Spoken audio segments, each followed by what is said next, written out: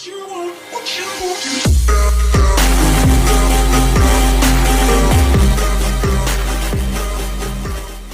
day mga paps.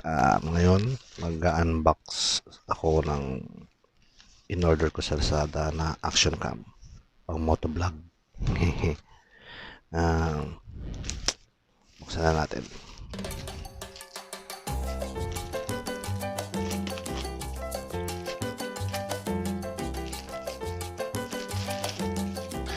Naka-bubble wrap. Ayos.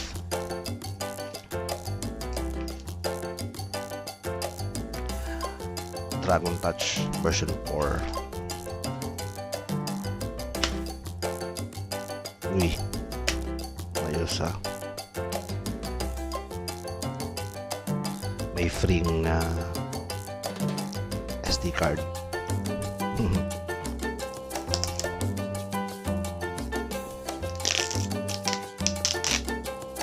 Ayun.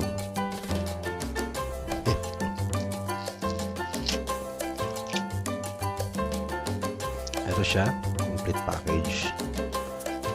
Ang specification. Hindi mapa.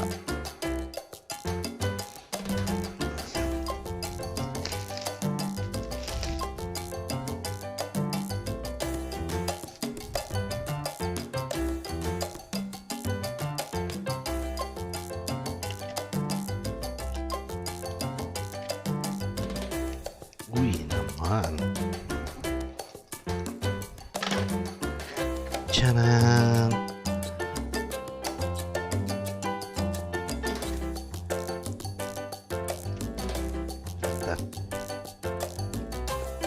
At yung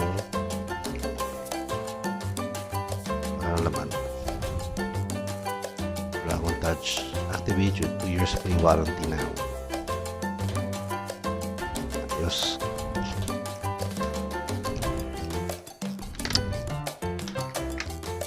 Meron siyang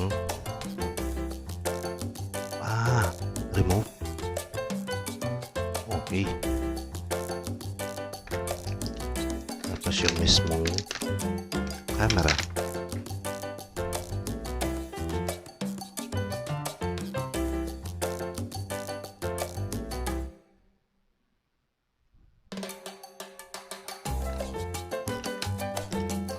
Check natin yung nasira po. Quick guide reference.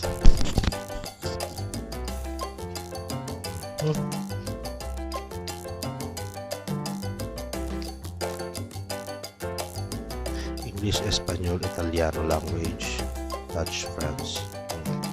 Ganyan. Play yung battery. Isa. Dalawa na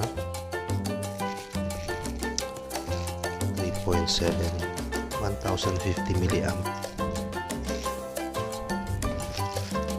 yung charger ng dalawang battery. Mount na rin. Tignan ko mount na rin sa head. Mount na rin. Uy, yung para yata doon sa camera to. Ano pa rin?